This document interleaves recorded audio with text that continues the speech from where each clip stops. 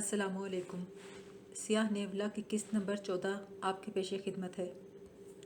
نیولے نے ایک بار پھر میری جان بچا کر مجھ پر احسان چڑھا دیا تھا۔ رات کی تاریکی پھیل چکی تھی اور جنگل کی زندگی جاگ اٹھی تھی۔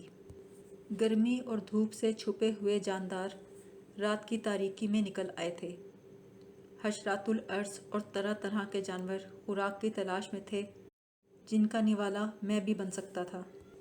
بھیڑیوں کی آوازیں اور شیروں کی دہاڑیں سن کر میرا خون خشک ہونے لگا۔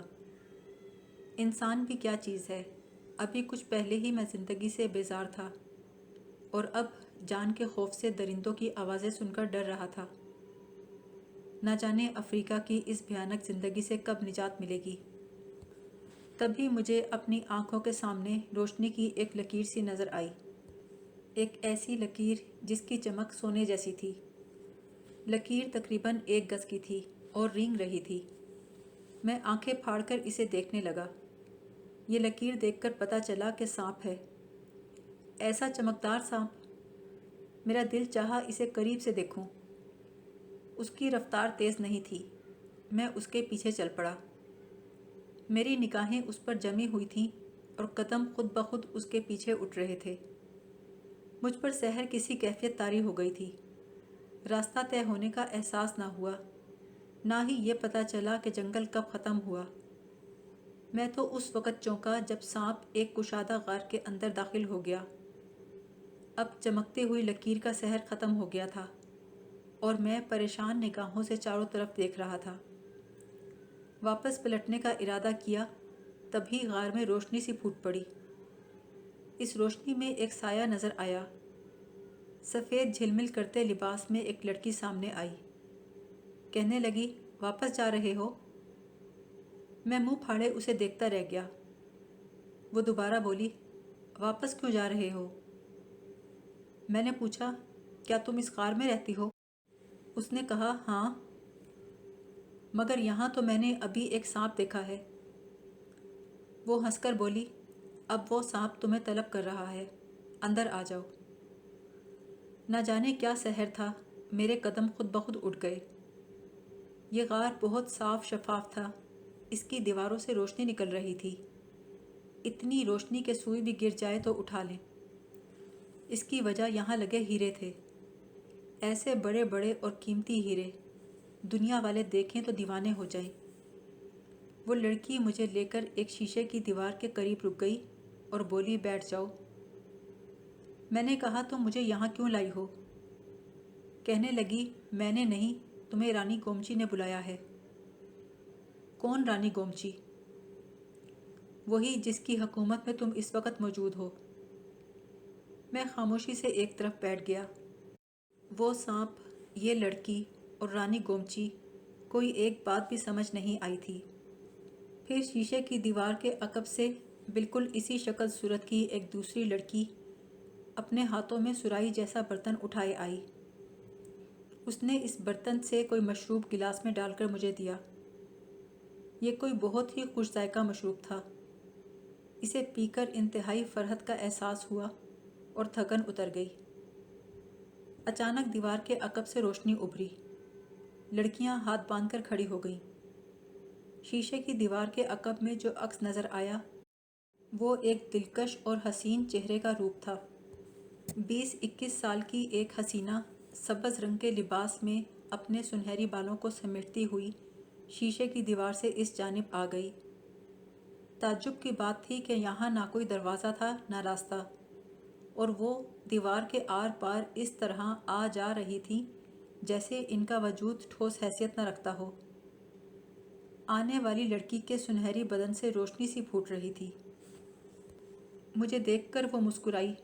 میں بے اختیار کھڑا ہو گیا۔ وہ مسحور کن آواز میں بولی، بیٹھو۔ پھر آہستہ سے بولی، میرا نام گومچی ہے، اور تم کون ہو؟ قاسم وجدان۔ سرزمین افریقہ پر کیا کر رہے ہو؟ تقدیر لے آئی ہے۔ مطلب جان کر کیا کرو گی؟ کوئی فائدہ نہیں اپنی داستان سنانے کا۔ فائدے اور نقصان کا اندازہ تم نے کیسے لگا لیا؟ بس یوں ہی، میری ذات اتنی ناکارہ اور ناقص ہے۔ کہ اس روئے زمین پر کسی کے لیے دلچسپی کا باعث نہیں۔ وہ بولی، مٹی کے تودوں سے کبھی کبھی ایسے نایاب ہیرے نکل آتے ہیں جن کی چمک دمک کا کوئی ثانی نہیں۔ تم اپنے بارے میں خود کوئی فیصلہ نہیں کر سکتے۔ ایک نوخیز لڑکی ہونے کے باوجود اس کی باتیں خاصی پختہ تھیں۔ میں نے مختصر الفاظ میں اس کو بتایا کہ میں ایک عام سا انسان ہوں، دولت کے حصول کا خواہش مند تھا، اور جب دولت ملی تو تقدیر نے یہاں لا پھینکا۔ پھر سفید فاموں کے ہاتھوں میں کھلونا بنا، اور ناکامی کے بعد سفید فاموں کے ہاتھ لگ گیا۔ میری تکلیفوں کی وجہ ایک سیاہ نیولا ہے۔ ویسے تو وہ قدم قدم پر میری حفاظت کرتا ہے، لیکن میں اس کی محبت سے بیزار ہوں۔ وہ لڑکی بہت توجہ سے میری بات سن رہی تھی۔ اس نے تعجب سے سوال کیا، سیاہ جانور اور محبت، کون ہے وہ؟ میں نہیں جانتا۔ وہ مختلف صورتوں میں میرے سامنے آتا ہے۔ زیادہ تر نیولے کی شکل میں ہوتا ہے۔ شاید کوئی جادوگر ہے۔ سبز لباس والی اس لڑکی نے گہری نگاہوں سے مجھے دیکھا اور بولی، ذرا شیشے کی دیوار کے دوسری جانب دیکھو۔ میں نے اس کے کہنے کے مطابق دیکھا۔ دیوار کے دوسری طرف کچھ دھندلے سے نقوش تھے۔ پھر سیاہ نیولا نظر آیا جو تیز رفتاری سے دوڑ رہا تھا۔ میں نے کہا، ہاں یہی تو ہے۔ وہ بولی، اسے تو میں اچھی طرح جانتی ہوں، لیکن یہ تم سے کیا کہتی ہے؟ میں نے کہا، یہ مجھ سے محبت کا اظہار کرتی ہے، میری قربت کی خواہش مند ہے، اور کہتی ہے کہ کسی دوسری عورت کو میرے نزدیک برداشت نہیں کرے گی۔ گومچی ہنس پڑی اور بولی، میں دیکھتی ہوں میری قربت کیسے برداشت نہیں کرے گی۔ میں بتاؤں یہ کون ہے؟ یہ ایک بڑے جادوگر ڈیکا کی بیٹی ہے۔ اس کا نام کلایا ہے۔ میں حیرت سے اچھل پڑا۔ شک تو مجھے کئی بار گزرا تھا، لیکن آج سے پہلے یہ بات اس طرح کھل کر سامنے نہیں آئی تھی۔ کلایا وہ حسینہ تھی جس سے میں نے لوٹ کر آنے کا وعدہ کیا تھا، لیکن سردار بایا نے میری اتنی دل آزاری کی تھی کہ میں نے اپنا وعدہ توڑ دیا تھا۔ حیرت ہے، وہ اب تک میرا تعاقب کر رہی تھی۔ میرا ذہن عجیب کیفیات کا شکار ہو گیا۔ میرے دل میں اس کے لیے ہمدردی کے جذبات ابھرے۔ بیچاری میری محبت سے مجبور کہاں کہاں بھٹک رہی تھی۔ یقیناً اپنے قبیلے اور اپنی قوم سے بہت دور تھی، لیکن جس طرح وہ مجھ پر اپنا تسلط رکھنا چاہتی تھی وہ میرے لیے ناقابل برداشت تھا۔ میں نے گومچی سے پوچھا، تم کلایا کو جانتی ہو؟ لیکن یہ تو بتاؤ کہ تم خود کون ہو؟ اس کے ہونٹوں پر مسکراہٹ پھیل گئی۔ بولی، کیا تم نے میرا تعاقب نہیں کیا تھا؟ میں نے پوچھا، کب؟ وہ بولی، جنگل سے تم میرے پیچھے پیچھے دوڑتے آ رہے تھے۔ میرے رونگٹے کھڑے ہو گئے۔ میں نے تو ایک چمکدار سانپ کا تعاقب کیا تھا۔ تو کیا وہ گومچی تھی؟ اف، افریقہ کی یہ پراسرار دنیا کس قدر اسرار و رموز سے بھری ہے۔ کیا یہ کوئی ناگن ہے؟ سنہری ناگن؟ میں پوچھنا چاہتا تھا لیکن میرے حلق سے آواز نہ نکلی۔ وہ بولی، تمہارا تعلق جس دنیا سے ہے وہ افریقہ سے بہت مختلف ہے۔ ہماری سرزمین اپنے سینے میں بہت سے راز چھپائے ہوئے ہے۔ ہمارے لیے یہ جنت ہے۔ تمہاری دنیا میں اتنی الجھنیں ہیں کہ ہم تو وہاں رہ بھی نہیں سکتے۔ چنانچہ ہم نے یہ خاموش دنیا آباد کر رکھی ہے۔ ہمیں یہاں سکون ملتا ہے۔ سکون کی زندگی تم لوگوں کو پسند نہیں۔ تم لوگ تو ہنگاموں کے متلاشی ہو۔ میں نے متاثر ہو کر کہا، اتنی سی عمر میں تم ایسی معلومات رکھتی ہو؟ وہ بولی، تمہارے اندازے کے مطابق میری عمر کیا ہوگی؟ میں نے کہا، 21 سال سے زیادہ کی معلوم نہیں ہوتی، اور اتنی حسین ہو کہ تمہیں دیکھ کر عابد و زاہد اپنی توبہ توڑ دیں۔ وہ کھلکھلا کر ہنس دی۔ نزدیک آ کر اس نے اپنی انگلی میری ٹھوڈی کے نیچے رکھی اور بولی، میری عمر تقریباً 2500 سال ہے۔ میں چکرا کر گرتے گرتے بچا، 2500 سال؟ بولی، اس سے 2-4 سال زیادہ ہی ہوں گے۔ میں خاموشی سے اسے دیکھنے لگا۔ بچپن میں سانپوں کے بارے میں عجیب و غریب کہانیاں سنی تھیں کہ سانپ 100 سال سے اوپر کا ہو جائے تو انسانی شکل اختیار کر لیتا ہے۔ آج یہ کہانی اپنی آنکھوں کے سامنے دیکھ رہا تھا۔ اگر عقل و دانش سے سوچتا تو یہ بات مذاقہ خیز تھی، لیکن اور کون سی مذاقہ خیز بات تھی جو میرے ساتھ پیش نہیں آئی تھی؟ میں تو طلسم ہوشربا کا ایک کردار بن گیا تھا۔ سوچنے لگا، اگر مہذب دنیا میں کسی کو میری کہانی پتہ چلے تو کیا کوئی یقین کرے گا؟ میری اپنی عمر 28 سال سے زیادہ نہ تھی۔ اگر حساب لگاتا تو وہ میرے آباء و اجداد کی بھی 8ویں 10ویں پشت میں نکلتی۔ بڑی دیر کے بعد میں بات کرنے کے قابل ہوا تو میں نے پوچھا، کیا یہ تمہاری بستی ہے؟ ہاں، کتنی بار کہوں، تم بار بار ایک ہی سوال دہرا رہے ہو۔ میں ذہنی انتشار کا شکار ہو گیا ہوں۔ جب ہمارے پاس ہو تو اپنے ذہن سے ہر قسم کا انتشار نکال دو۔ تم میرے تعاقب سے ناراض تو نہیں ہو؟ نہیں، اس میں ناراض ہونے کی کیا بات ہے؟ ہم لوگوں نے 1500 سال سے مردوں سے دوری اختیار کر رکھی ہے، اسی لیے میں نے تمہیں اپنے ہاں آنے کی دعوت دی۔ اگر میں چاہتی تو اتنا تیز دوڑ سکتی تھی کہ تم میری گرد کو بھی نہ پا سکتے، لیکن میں نے تمہیں اپنے شہر میں گرفتار کیا اور یہاں لے آئی تاکہ تمہارے ساتھ کچھ وقت گزار سکوں، لیکن مجھے معلوم نہیں تھا کہ تم خود مصیبتوں کا شکار ہو۔ یہ بتاؤ، کیا تمہیں کسی چیز کی خواہش ہے؟ میں نے جواب دیا، نہیں، یہ جو مشروب پلایا ہے اتنا سکون بخش ہے کہ اس کے بعد نہ بھوک رہی ہے نہ پیاس۔ پھر بھی اگر کسی چیز کی ضرورت ہو تو بتاؤ۔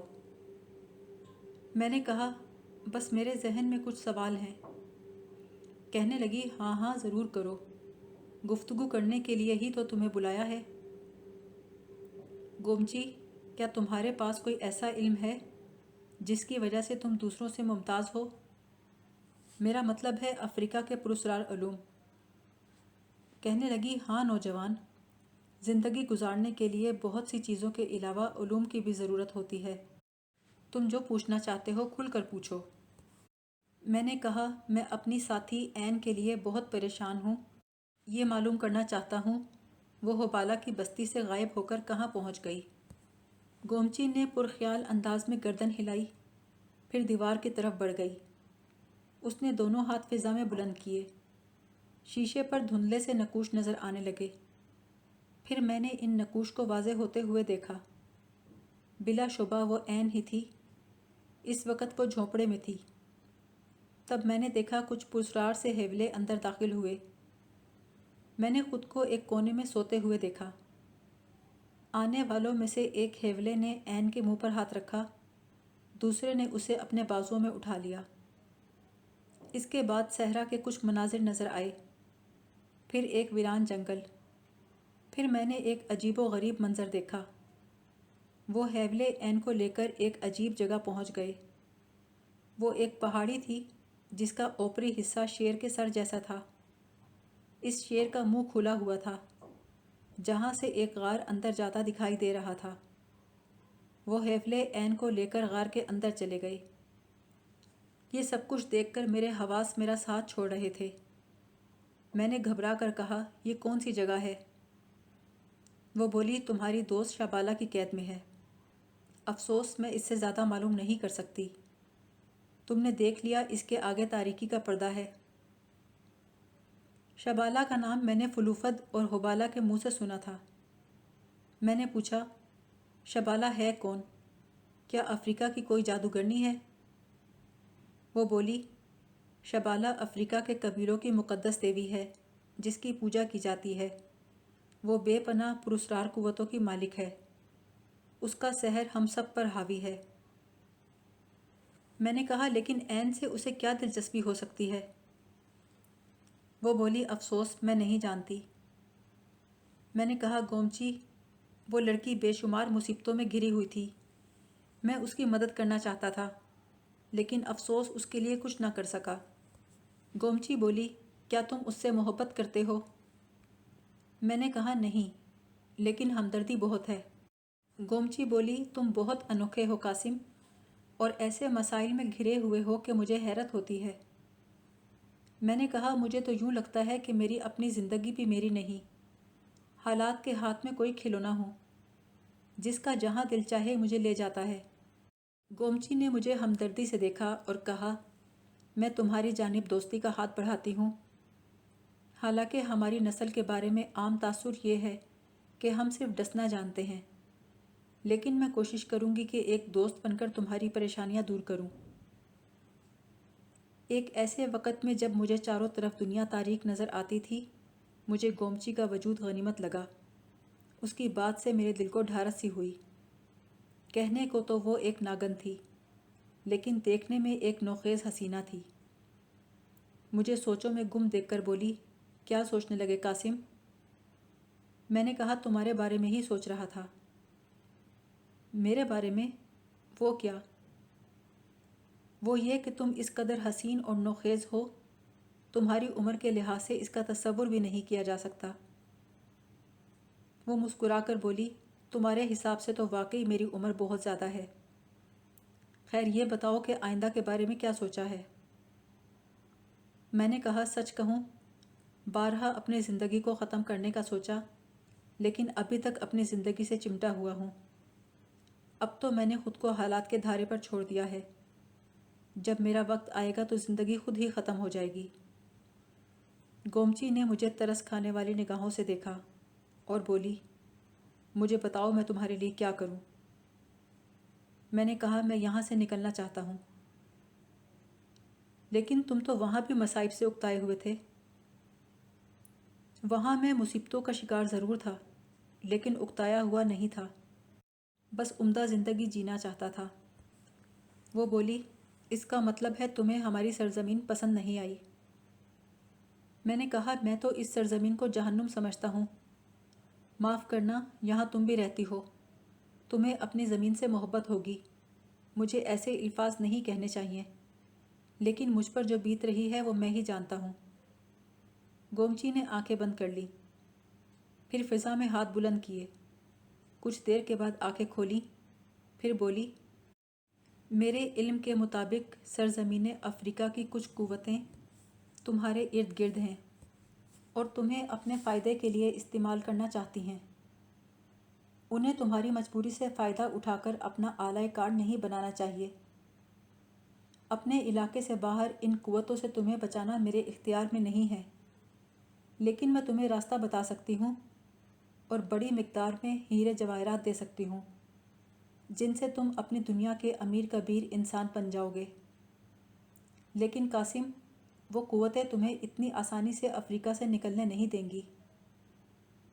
میں نے ایک گہری سانس لے کر کہا، تو پھر تم ہی بتاؤ میں کیا کروں؟ وہ بولی، عین کے بارے میں کیا سوچتے ہو؟ میں سچ کہوں گا، مجھے اس سے محبت نہیں ہے، لیکن میں اس کے لیے بہت پریشان ہوں۔ اگر میرے بس میں ہوتا تو اسے اپنے ساتھ لے جاتا۔ وہ بولی، اسے نظر انداز کر دو، شبالہ سے ٹکرانا میرے بس کی بات نہیں۔